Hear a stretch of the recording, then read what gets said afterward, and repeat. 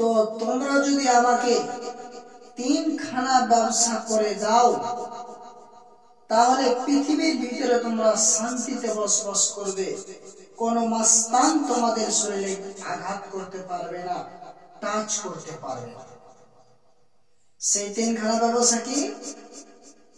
আল্লাহ পাক রব্বুল আলামিন বলছেন, বিসমিল্লাহির রহমানির রহিম, তুমিনুনা বিল্লাহি ওয়া রাসূলিহি ওয়া তুজাহিদুনা ফি সাবিলিল্লাহ। আল্লাহ পাক রব্বুল আলামিন বলছেন, বান্দারে তোমরা যদি পৃথিবীর ভিতরে শান্তিতে থাকতে চাও, যদি তোমরা পৃথিবীর ভিতরে শান্তি পেতে চাও, তাহলে তোমরা এই তিনখানা ব্যবসা করে দাও। প্রথম নাম্বার ব্যবসাটা হলো তুমিনুনা বিল্লাহ, প্রথমে এক আল্লাহর উপরে ঈমান রাখতে হবে। আমাদের ঈমান কেমন আছে? দুইজন ছেলে ঝগড়া করছে, কি নিয়ে ঝগড়া করছে? টাকা পয়সা নিয়ে। বলছে আমি অমুক দিন তোমাকে 5 টাকা দিয়েছিলাম, টাকাটা কবে দেবে? আজকে তুমি দাও, আমাকে পড়িয়ে যাও। তখন তিনি বলছে, তুমি আমাকে কখন টাকা দিলে? তুমি আমাকে টাকা দাওনি। এইভাবে তারা কিন্তু এবার ঝগড়া করতে লাগলো। এবার বাইরে থেকে একজন এসে বলছেন, এই আব্দুল রহিম, তোমরা ঝগড়া কেন করছো? তোমরা ঝগড়া কেন করছো? বেরে আমি একে 5 টাকা দিয়েছিলাম, তো বলছে আমাকে টাকা দেয়নি, এই জন্য আমাদের একটু ঝগড়া হচ্ছে। তখন তিনি বলছেন, যিনি পরে এলেন, বলছি চুপচাপ থাকো তোমরা, আল্লাহ যদি থাকে তাহলে তোমাদের বিচার হবে। বলেন তো আপনারা, কথাটা ঠিক বলেছে? জি। কথাটা কি ঠিক বলেছে? জি। সম্পূর্ণ ভুল। আল্লাহ যদি থাকে, তার মানে কি? আল্লাহ নাও থাকতে পারে। কেউ যদি থাকে, আল্লাহ যদি থাকে, তাহলে তোকে দেখে নেব। জানতে হবে সে পাক্কা চিটার, বেঈমানি, তার ঈমান নাই। আল্লাহ যদি থাকে নয়, ঈমানদার বলবে আল্লাহ আছেই, তোকে দেখে নেব, এরই নাম ঈমান। অতএব আল্লাহর ব্যাপারে আগার মাগার লেকিন বলা যাবে না, যাবে না।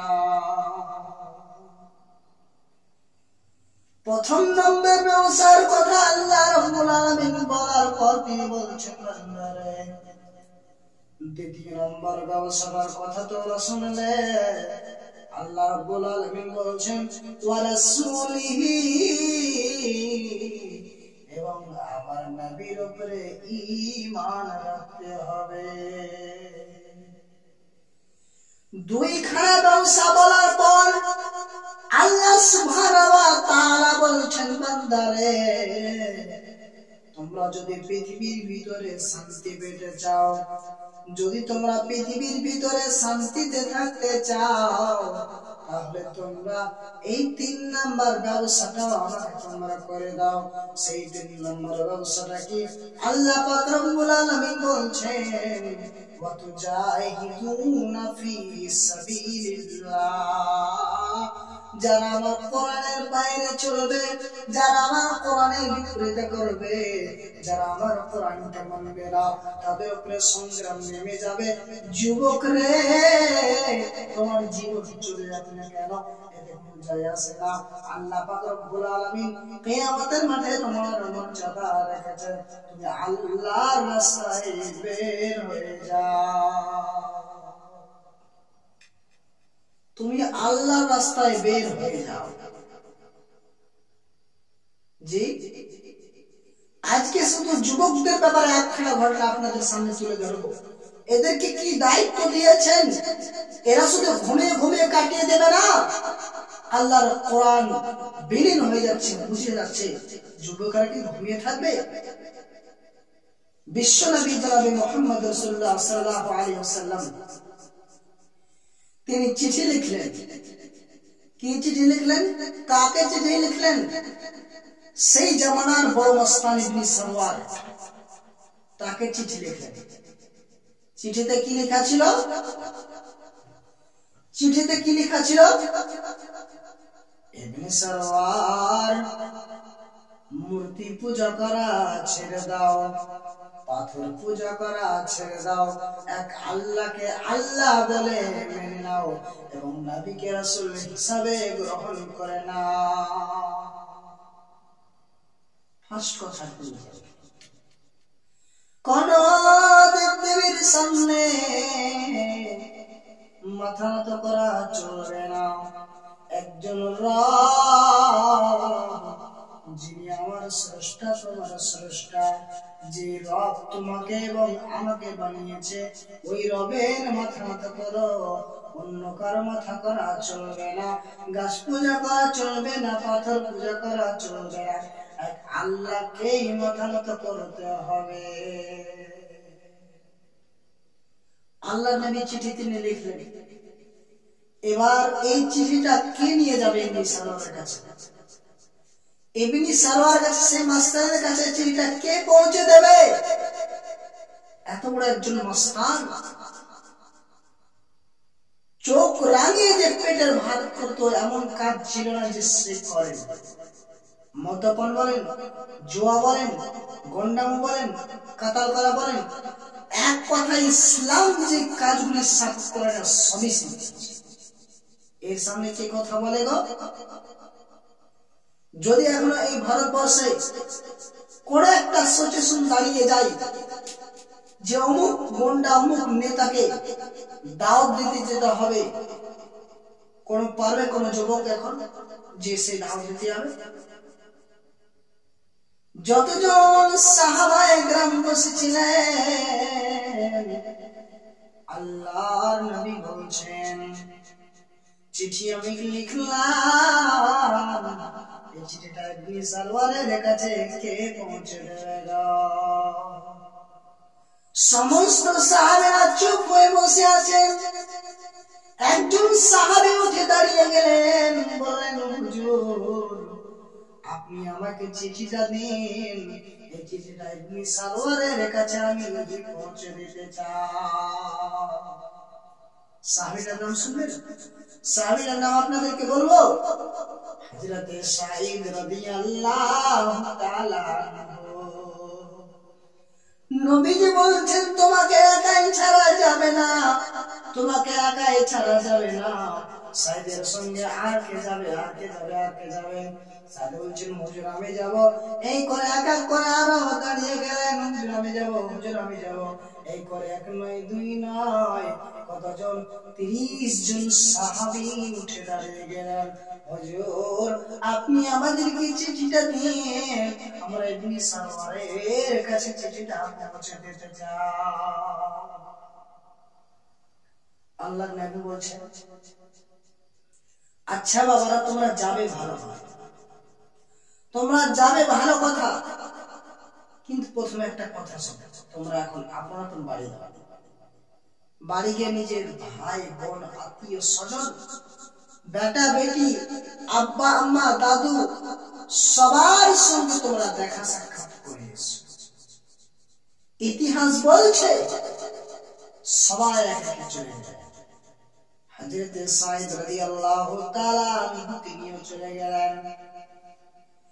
সাঈদ রাদিয়াল্লাহু তাআলা আনহু বিবির কাছে অনুমতি চাইবেন, এমন সময় বিবি এমন ব্যথায় তিনি কাতর হয়ে আছেন যে সে কথাটা বলা যাচ্ছে না।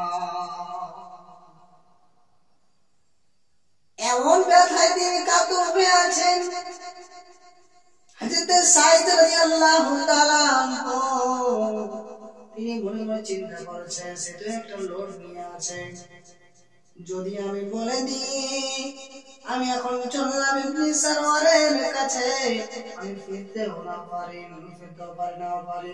এই কথা যদি আমি বলে দিই তাহলে হয়তো আমার স্ত্রী হাত ফেল হয়ে মারা যাচ্ছে। এই জন্য সাইদ রাদিয়াল্লাহু তাআলা আনহু তিনি কথাটা বলতে পারছেন না। তিনি মনে মনে চিন্তা করছেন সে তো একটা লোড নিয়ে আছে, এমন ব্যথায় তিনি কাতর হয়েছে, তার মানে বাচ্চা প্রসব দিতে চলেছে। এবার সাইদ রাদিয়াল্লাহু তাআলা আল্লাহর কাছে দরজার গোড়ায় দাঁড়িয়ে আল্লাহকে ডাকছেন, রব্বুল আলামিন আমরা চলে যাব কাল সকালবেলায় তোমার কোরআনের দাওয়াতকে পৌঁছাবার জন্য, তোমার কোরআনকে বাঁচার জন্য আমরা চলে যাব সকালবেলায়। অতএব আমার স্ত্রী আমার বিবি এমন ব্যথায় কাতর হয়ে আছে যে আমার বিবিকে আমি বলতে পারছি না যে আমরা চললাম কোরআনের দাওয়াতকে পৌঁছাবার জন্য, ফিরতেও পারি এ কথা বলতে পারছি না।